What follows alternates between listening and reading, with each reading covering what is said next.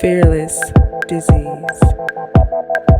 Fearless Disease fam, today we expose the truth they hate to hear, like right now, if you are ready. Mr. Lanez, Mr. Tory Lanez finally is speaking up and talking. They put a camera in front of him and actually seeing him after 3 years of being in prison. We have heard music from him. We heard him write. And of course, unfortunately, he was brutally stabbed 17 times in jail. So now he's able to speak out on it. Very exclusive. Let's hear what they have to say. It's a great story. Tonight, rapper Tory Lanez breaking his silence in his first ever broadcast interview from behind bars. Wow. Since being found guilty of shooting Grammy winner Megan Thee Stallion in the foot outside a party in 2020. I've never been violent towards a woman. I would never hit a woman, let alone shoot a woman. Lanez, whose real name is Daystar Peterson, spoke to NBC News from California Men's Colony, a prison where he's 3 years into a 10-year sentence after being found guilty on 3 felony counts, including assault with a semi-automatic firearm. There is definitely a very big misconception about me that seems to the public as I'm this monster. And I feel like I was catapulted into this poster child for the unprotection of Black women. And it's just so unlike me. And I've never really had a chance to express that. But you can look at my criminal record. I don't have one. I never had one. And I feel like, that connotation that I would do anything of this monstrous proportion is just, it's completely incorrect and it's wrong. Lanez declined. See, he had a pivotal moment. I like what he said there. Not like it, but it's an insert that he said that he's became the poster child for abuse against women, in particular Black women, which is very sad to hear. I don't think a lot of people that were there would know what happened, of course, between him and Miss Stallion, Miss Megan Stallion. Did he actually shoot her or not? They know that. Ballistics have shown that maybe, of course, was it actually a bullet fragment in there? Was it not? And unfortunately, the examiners, well, I don't know if unfortunately for him, the examiners actually took on the stand during the trial and actually were showing the fragment, how she was hurt and stuff like that. He unfortunately didn't get the time to be able to talk on there. And I think that he didn't take the stand because it was a good move for him, for his legal team. I mean, it could have good for him if his team were able to question him on the stand, but they knew that it would probably be a bad move because he would get cross-examined and they didn't know if he would be good on the stand. So people would be mad that he didn't take the stand, but sometimes it goes good because if you're not good on the stand, they can cross-examine you and make you look really bad if you don't know how to answer questions correctly. They can get you to mix up words. They can make you to bring anger out of you. They can make confusion out of you. So his team probably saw that and said, you know what, you're going to sit this one down. We're your legal team. We're going to be able to talk about this. But going back to what I said, him being a poster child for being abusive towards women, particularly Black women, I don't think that's true. I think it was a bad night and some things had happened, but him being a poster child to be able to hate and hurt all Black women is a horrible, horrible statement on your name. And you can hear it through his music. I mean, I think his main core in his audience were Black women, 100% women in particular, but Black women, they loved him at one point before this happened. So now that this happened, now he has a stain on his name. And I think that is not fair. To testify during his 2022 trial. Do you regret not taking the stand? I think if I would have taken the stand, the verdict would have definitely been very different. The rapper's legal team filed an appeal, which was denied in November. But his team is continuing to fight, with plans to file multiple appeals next week, this time with the California Supreme Court, in one claiming newly discovered evidence that they weren't provided during Lanez's 2022 trial, including hundreds of pages of medical records for Megan Thee Stallion, whose real name is Megan Pete, which they allege raise questions about the fragments removed from her foot after surgery. His team argues that the fragments were not provided ahead of trial and that this was a violation of due process. That makes a lot of sense. So when you have a trial, you're supposed to, if you have evidence either side, you're supposed to submit it to the judge, submit it to the court, and then so both sides can see the evidence and they can prepare themselves before the trial.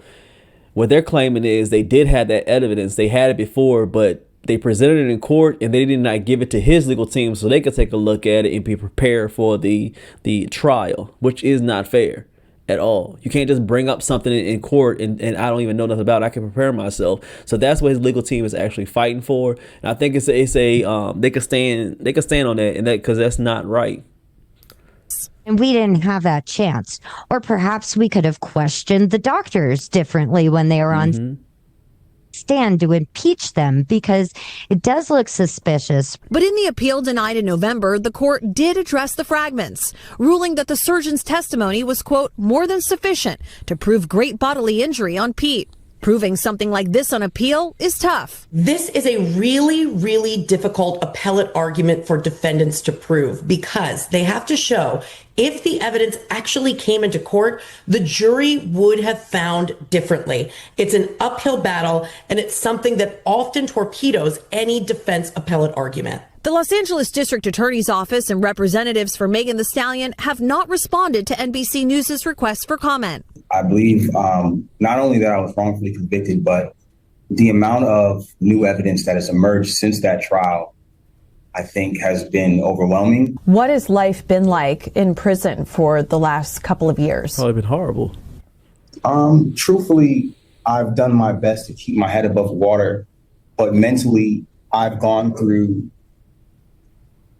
trauma that I sometimes even struggle with, because I never imagined myself dealing with things that I would have to deal with. I've been stabbed 17 times. I almost lost my life. If you could say something to Megan Thee Stallion today, what would it be? I think that I wouldn't say something directly to her. I would like that moment to happen in person. We've both gone through a lot. There's this connotation that, like, I share this hatred for her, but I don't. I genuinely passed that. I'm at a place of healing in my life. I'm at a place of taking accountability for the things that I did wrong. And when I talk about my case, I don't want it to be taken as me coming at her, because it's not that. I'm just asking for somebody in the system to look at my case and look at the evidence and ask if this was fair. And with that, Chloe Malas joins us now on set. So, Chloe, Tory Lanez is also seeking a pardon from Governor Gavin Newsom. That's right. His legal team has filed the necessary paperwork, and it is before the governor now. So they're seeking either a pardon where his criminal record will be wiped clean, he would be released from prison, or to have his sentence commuted, meaning that the time he has served is sufficient, and release him, but that doesn't change his criminal record. As for when this could happen, the governor typically does these twice a year, so this could happen before the new year. All right. Chloe Malas for us. Chloe, thank you. We thank you. Makes sense. So two things I want to point out with that. He's showing a lot of remorse. If you want to be able to get a pardon or probation or a hearing, so you be able to get a reduced sentence or be able to get out early, or completely, like she said, be able to get a pardon and have your sentence completely wiped away, you got to show some type of remorse. You got to show that you're able to accept what happened. Be of course apologetic towards it, and not have any hatred or disdain for the person that accused you of the crime. He did actually wonderful there, actually articulating himself, and it shows that he's sincere about the situation. He understands it and he wants to move away from it. Number two, he's not gonna be able to talk with her. He wants to be able to. That's not ever going to happen. He's not going to be able to talk with her. Doing restraining orders and the crime that he's been convicted of is too heinous for him to even come into 100 feet within her. So he's never going to be able to do that. But he'll be able to send notes. He'll just send, of course, visual, like he did here, a video actually showing that he's remorseful about what happened. He has no anger or disdain against her. So that's awesome that he's doing that. And if Mr. Newsom, Mr. Governor over there in California, actually give him this pardon, that'll be, of course, a tremendous win for him. I can imagine what he's going through now. He actually talked about him having so much trauma of being in prison. I've never been there, and I can only imagine you being in prison for 3 years and he never got in trouble before. Of course, never been, I don't know if he's been arrested, but he's never had anything like this on his record. For him to be thrown into prison, actually being stabbed 17 times and actually being in solitude and it does a lot to your mental, and some people don't actually walk away from jail and never be that same type of person. So what he's going through, I hope God is with him, because it's a hard thing to do. I know I couldn't. I'm not going to hold you. I'm not that type of guy. I'm not a prison guy. I ain't gonna hold you. I like being around my wife too much. I like freedom. I couldn't do it. I'm not that type of guy.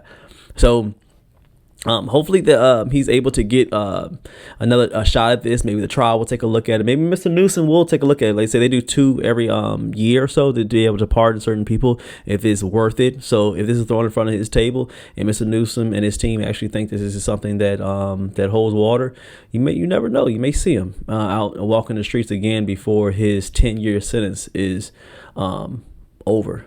Let me know in the comments what you think. Smash the like, tap the next video. It's here on the screen. Subscribe and hit that bell.